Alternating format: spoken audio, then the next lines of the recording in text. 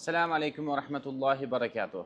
Bugun mazlumlar, faqirlar, muhtojlar uchun quvonadigan kun.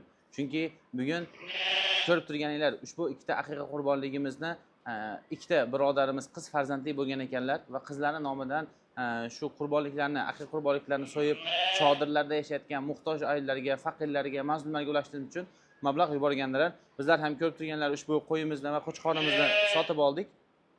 Inshaalloh hozir bularni so'yib chodirlarda yashayotgan muhtojlarga, faqirlarga ulashtirib beramiz.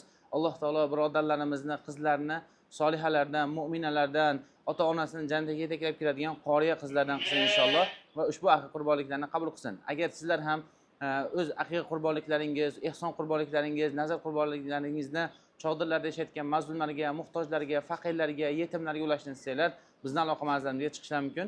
Inshaalloh hozir ushbu qurbonliklarimizni so'yib muhtojlarga, mazlumlarga ulashtirib beramiz inshaalloh. Alloh taolo aqiqa qurbonliklarni qabul qilgan bo'lsin. Yalla bismillah. Mana hozir ko'rib turganinglardek, ikkita aqiqa qurbonlik go'shtlarimizni ushbu chodirlarda yashayotgan mazlumlarga, muhtojlarga ulashtirish uchun go'shtlarimizni tayyorlab olib keldik. Alloh taolo aqiqa qurbonlik qilgan ikki birodarimizni qizlarini ham solihalardan, mu'minalardan, ota-onasini jannatiga yetaklab keladigan qoriya qizlardan qilgan bo'lsin inshaalloh.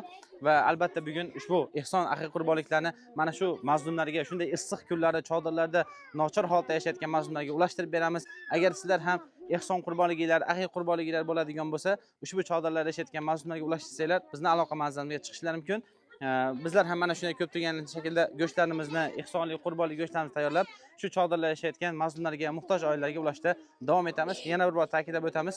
Alloh taolo birodarlarimizni qizlarini solihalardan va mu'minlardan qilsin. Aqiqa qurbonliklarni qabul qilgan bo'lsin inshaalloh. Bismillah. Tafaddal.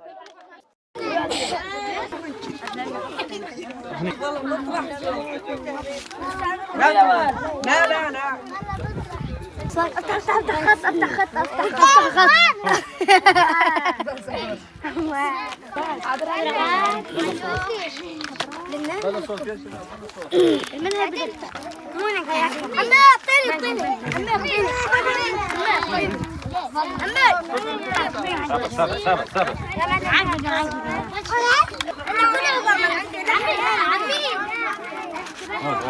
خط واحد